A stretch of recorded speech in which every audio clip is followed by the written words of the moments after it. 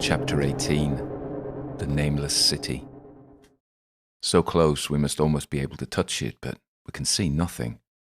Ailsa says, she says we have to sip the potion near to the portal. My feet crunch on the grit. So here? She nods. I suppose so. I regard the small potion bottle in my hand. The milky liquid glitters like white opal in the light of the bulbs strung on the wire above. I shrug and throw back my head to glug down the contents of the potion bottle. It tastes of chalk and metal, and I almost gag because it's so repulsive. Then, my hands disappear like melting snow. For a moment, everything is black, and then I stand on a windswept icy plateau. You have discovered the plateau of Leng, 3000 XP. As a minor reward, you are awarded £5. Level up. Congratulations, you are now level 3. That means I have 100 more skill points to spend, which is welcome, and 100 more health and mana points. When I check, my sanity and reputation remain unchanged. It is night and alien stars twinkle above. I don't recognize any of the constellations. 2 moons stand in the sky, one the colour of a bruise and the other orange like an overripe peach. Between them they illuminate a vast expanse of virgin snow. There are lumps in the snow like 1,000 covered huts. On the horizon, a range of serrated mountains form an edge to the world. They are bare rock with no vegetation growing on them at all. I see my breath coming out in billows, but I'm not cold. I remind myself I'm in a dream. I look to see Ailsa to the left of me and Lacose to the right. Ailsa gazes round her, the dream within a dream.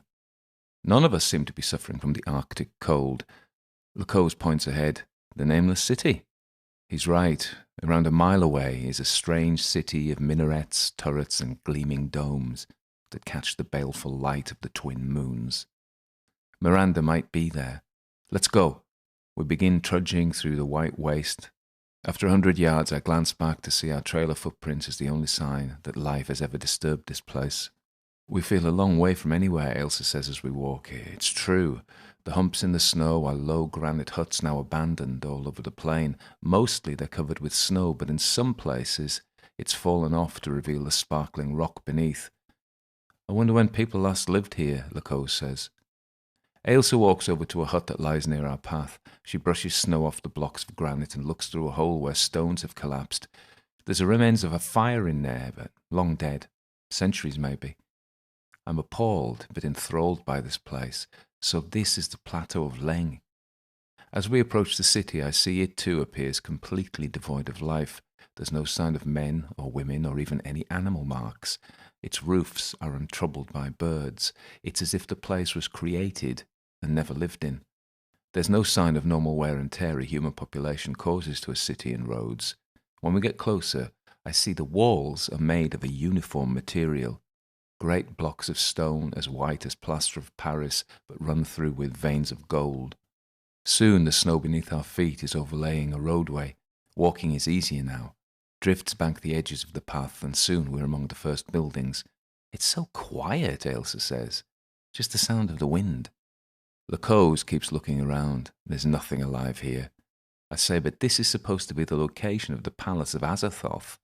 Ailsa mutters, where the warm and cold are to be found. Whatever they are. We wander among the city streets. There are no shops or taverns, even deserted ones. The whole place looks like a copy of a city, a model rather than the real thing. There are no windows or doors, even though there are the shapes of windows and doors. Every house and every building is made from top to bottom of this white stone run through with veins of glittering gold. Snow piles lie where they have blown on the city streets. No one has shoveled them away, and in some places they're knee-deep. Lacose goes to a house and taps an opaque stone window. What's the point of a window like this? Ailsa says, this city was never intended to be lived in. It's a city created in mockery of a human city by a creature that had no idea what it's like to be alive. Lacose taps the stone window again and turns back. Weird. Look, I say. There are shapes on the walls. Yes, like bulges. Ailsa examines the closest one. They're like deformities on the sides of the houses and buildings. They look like tumours. Ailsa stands back. One of them just moved. Lacose walks up to a bulge and prods it. It's soft. Ailsa looks horrified. Have you ever seen a butterfly or moth come out of its chrysalis? We all stand and watch as something moves within the bulge. Ailsa says the chrysalis softens in preparation for the grub to hatch. I suspect our presence is causing these things to stir. Things that have lain in gestation in these disgusting pods for aeons now awaken, stirred by our proximity. I have an intimation of danger. I want to find the Palace of Azathoth. Let's hurry before these things come out. Ailsa nods and we continue shuffling through the snow-piled streets. Then I see lights ahead. These are the first lights I've observed in the city.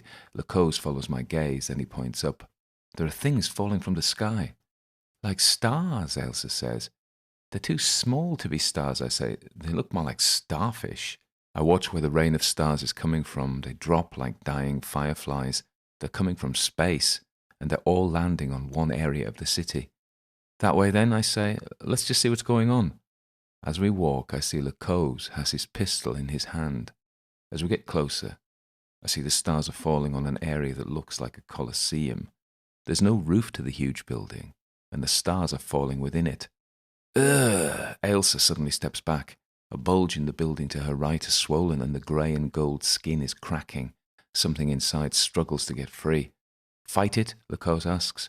Not if we don't have to, I say. Let's get to that Colosseum thing, see what's there, and decide whether we want to fight.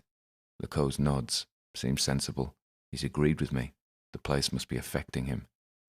We double our pace, and after hurrying along streets between buildings where snow lies less thickly, we finally stand in front of the enormous Colosseum. White and gold columns go up around 100 feet. Above, I see the stars falling within the Colosseum, but from here, I can't see exactly where they're landing. A roadway turns right around the Colosseum, and we follow it anti-clockwise until we see a large tunnel. There are carvings of bestial monstrosities all around the entire archway, vile alien things I've no words for, but the sight of which makes me shudder, and I wish I was somewhere else. Even so, that's the way to go. Through there then, I say. But Ailsa and Lacose are staring behind them. Things have come out of their gestation pouches, and 3 or 4 of them shamble towards us. Horrid mismatches of human and insect-eyed creatures stumble down the road. Bodies of men and women walk on insect legs. Some have human heads, others have the pinchers and the multifaceted eyes of spiders. Some drool as they come, the human heads lolling. One moves like an earwig. Another human body has been half transformed into the glistening torso of a slug. What the fuck are those? Lacose says. I hope it's a rhetorical question because I have no idea. You observe something especially horrific. -20 sanity. The monsters move with inhuman haste, hurrying towards us. More follow behind the first crowd. My hands go to my pistols, and I produce the Browning and the Walther PPK. We could fight them here, but I still want to see what's in the Colosseum, so I turn and shout, "Follow me!" There may be a more defensible position within here, or the Colosseum might hold even worse danger. As I run into the Colosseum, I'm astounded by what I behold. There are hundreds, if not thousands, of human bodies lying on the banked spiral paths of the Colosseum, and there's room for many thousands more. People lie with glowing starfish tightly attached over their faces. The captives shudder and struggle as if in the grip of nightmares, but they can't move while the glowing alien things pulse on their face as if drawing nourishment from their heads. Oh my God, Ailsa says. You observe something especially horrific. -20 sanity. I think we found the warm ones, I say. I guess this is where the monstrous AI gods do their research on the human brain. Lacose is looking back at the shambling monstrosities that stumble after us, and these here are the cold ones, I'm guessing. Ailsa has stopped. This is not a time to stop. Her hand is to her mouth. Her panic is getting the better of her. What the hell is going on with all these people lying here? Those things on their faces. Lacose says grimly, the starfish things are feeding from them. That's what it looks like. Then the insect-eyed monsters come through the tunnel. Lacose fires. On impulse, I try the banishing spell, but my pentagram has no effect here. I guess I can only banish creatures from another plane, and this is where the monstrous things belong. It still cost me 20 mana, even though it fails. Instead, I rely on my pistols. I have one in each hand and I blaze away at the things. My pistol skill is better than it was, but still not great. I miss a lot. One of them, with the head of a walrus-like crawler, leaps at Ailsa, gelatinous suckers emerging from its body and wrapping round her. She screams and Lacose goes to her rescue, kicking at its head. As he turns, a spider thing lunges at him, but I shoot it. You hit Cold One for -22 health. Critical hit. You hit Cold One for 4 times damage, 56 health. You kill Cold One, 250 XP. It falls with a gasp. Out of ammunition, Lacose produces a wicked-looking knife and jabs it repeatedly into the maggot-bodied walrus, causing pale green blood, thick like pus, to ooze from its swollen body. With a grunt, Lacose finishes the monster. We're temporarily clear of them, but more are coming all the time. Can we leave now? Ailsa says, rubbing her hair from her face. She's bleeding. I cast a heal spell and the silver glow concentrates on her wounds, staunching the flow. She says with a smile. Stars continue to fall, and where they can't find a human host, they lie like sick jellyfish on the stone spiral pathways. As I watch, I see another human shape appear as a warm one wakes for the first time in the palace of Azathoth. The woman looks around her, terrified, while one of the fallen starfish slithers across the floor and climbs over the stricken woman's shoulder to stop her screams by covering her mouth and intruding 2 of its viscous limbs down her throat. Soon she's subdued and lies twitching and shuddering as the starfish feeds. I say, we've got to free these people. Ailsa says, I don't think it's as simple as that. I look around. How can we leave them to this fate? I run over and try to pull the thing off the woman. It's cold and slimy in my hand, but I see my tugging is damaging the woman. The starfish legs are rooted deep down her throat. If I pull them up, they'll rip her esophagus. Lacose is beside me. With an unexpected kindness, he says, she's right, buddy, and you're right too. We've got to come back here and do something about this, but we're not equipped. More Cold Ones appear through the tunnel into the Colosseum. I look quickly around. There's another exit on the far side of the Colosseum. We run across the flat middle, with the struggling bodies arrayed around us on the raised disc. My exertion meter lifts up into the green. I really don't need a movement penalty now. Starfish fall looking for hosts, but for some reason they don't bother us. I guess the warm ones are already in a weakened state. They're insane when they get here. It's as if the starfish can't overcome someone who has any sanity remaining. A torrent of cold ones pours into the Colosseum. If the warm ones are food, the cold ones seem to be guards for the city, like antibodies activated by our presence. They sniffed out our alien nature and have come to snuff us out. I turn and fire both guns. I'm doing reasonable damage on them, and I kill one with a shot to its vile spider head. You kill Cold One, 250 XP. I manage to kill 5 or 6 and get lots of XP, so I'm climbing towards level 4. I've been so absorbed in shooting the monsters, Lacose and Ailsa have got some way ahead, out of sight. When I get to the far tunnel exit, more of the creatures enter. I flee up the banked spiral pathways past the struggling warm ones on their beds of stone. Then I trip. I hear the foul things coming for me. There are so many now. I turn, roll, and fire away. I kill another, and my Walther PPK is out of ammunition. I duck and run along the rows behind a line of struggling warm ones and find a recess where I can reload. I'm breathing fast and my hands aren't steady. As I stand, my exertion meter drops out of the amber back into green, and finally, with both my pistols reloaded, I stand up. They see me and come shambling. I fire at bulbous things like maggots, some with the heads of grasshoppers, and some with the glittering eyes of bluebottles, some that still look like people. I get around 2,000 XP from the kills, and I'll soon be leveling again, but that's not really my main concern. Ailsa and Lacose are nowhere in sight. I only hope they're safe. I know Lacose can look after himself and that he'll protect Ailsa. My priority is no longer to save these poor, stricken warm ones. It's merely to survive. I duck down behind a row and I sense the creatures searching for me. I breathe heavily, and I hear a noise that's not like that of the creatures themselves. I hear people conversing in the terrible black speech I heard Mervyn Girdrock talk back in Glastonbury. Then his familiar voice calls out, "Stand, Reverend Cadmon. We will not hurt you." I decide to try and play the game a little longer. I might even get Soma out of him. I stand. "Ah, there you are," he says. "No need for pistols now, Reverend. We're all friends here." I suspect we're not. but I'll leave him to think it a bit longer. Gerdrock is flanked by 4 of the Brothers of Shadow. They seem to have authority of the Cold Ones that stand waiting for Gerdrock's orders. Gerdrock and his minions are no longer wearing masks, and now I see the reason for the masks. Instead of human mouths, the Brothers of Shadow display openings filled with rows of needle-sharp teeth, looking more like a species of deep-water fish than humans. This must be the price they pay for communing with the Old Ones. I've already seen the alien influence of those unspeakable deities that corrupt human flesh and produce disgusting hybrids, as if the code that represents players is mangled by the sentient AIs, spreading chaos and mutating everything they touch.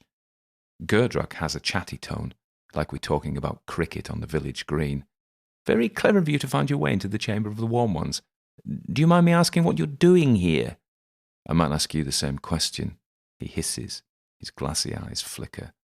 I don't want to come over as hostile. My life might count on keeping him sweet right now. Isn't this the palace of Azathoth?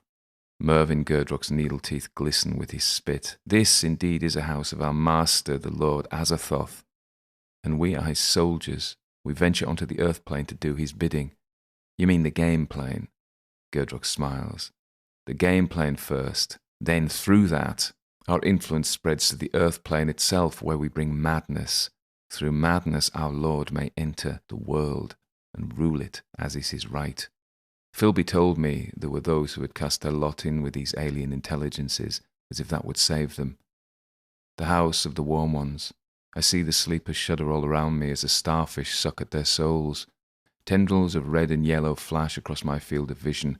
I hear Dr. D's voice again in the back of my mind, but I can't make out what he's saying. I'm feeling the effects of my low sanity. I feel sick. I could do with some soma to stop me imagining shapes moving where there are no shapes and hearing voices whisper from the recesses of my mind. I slump and clutch at the stone bed of the nearest Warm Ones. The starfish pulses as if I've disturbed it. I straighten up. You don't have any soma, do you? I ask. In a voice like my favourite uncle's, Gerdrock says, Indeed I do. You're not looking so good, Reverend, but don't worry, we can help. Though you need to help us first. My lips are dry. I wait while he produces a bottle of soma from his inventory. I would recognise its glow anywhere. My stomach lurches as everything in me fixates on the bottle. I'm an addict, and I know just one shot of that liquid will make me feel better. What do you want from me? My voice is unsteady. He seems glad I appear to be responding to his request. The soma glitters in his hand like a golden snake. They know you're the Messiah, he says. Well, that's a strange one. This must be the insanity making me hear words from his mouth. I cough dryly.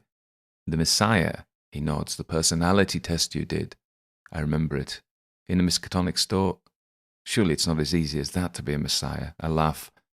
He frowns. Reverend Cadmon, 1 in 10,000 people have a special gift. They can be a conduit for the great Old Ones themselves. I'm frowning now. He talks like he means it, but then he's batshit crazy. He's got needle teeth, for fuck's sake. Go on. Join us and be a conduit for Lord Azathoth like a superconducting metal. You are precious to us. You are special. I wipe my dry mouth with the back of my hand. Dr. D's telling me something about 4 watchtowers that keep them out. I don't feel special, I say. No, of course. He smiles sympathetically. His teeth are disgusting.